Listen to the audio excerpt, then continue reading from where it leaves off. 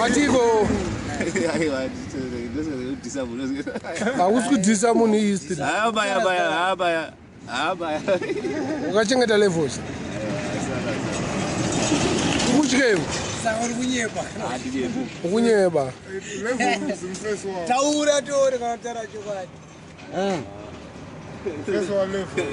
Bezo levels. Taura chokwadi. Taura chokwadi. Gara Jones Prince. Papa prazo, Agara mprazi. Akupasire. Saka kutora akakumanda mdeni. Saka levels akakurira mprazi. Mkomboni. Ndima akuti.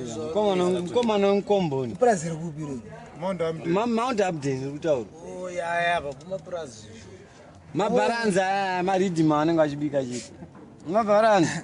Zvakafanana nesu ona makidu. Tangoita mukana tova tagadzira ridhimu titeke. Isu takatorigadzira tega tinoita toita zvakapenga. Because vanhu vese varikuita mbirika vanhu vari kubva kunze. Kana levels ka itsoka ndianzi ndiye akamutora kuprazi. Itso. Because Itso. atadzokere. Kune munhu adzinga. Zvakadaro. Vanofana kuya ikoko. Makarizaina. Endwe papa. Kurizaina kwavo ndokudhauta ndikanyatsogutsika. Ndokuziya. Chiko. Warasa ninge yangu. Hayo itso wanyebe. Hapana munhu wakachengeta. Taura chokwadi. Babo inorapwa ni. Istiri shamari. Unofana kuwa treatment yesu. Azinoita babo. History yani kwekutaura.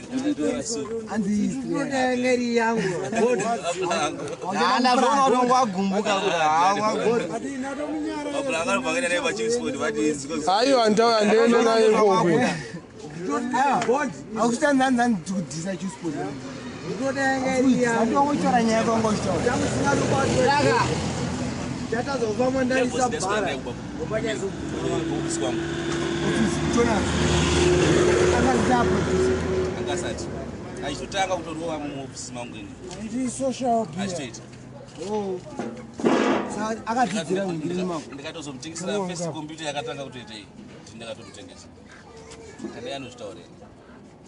Andozviketa. Sebera kuma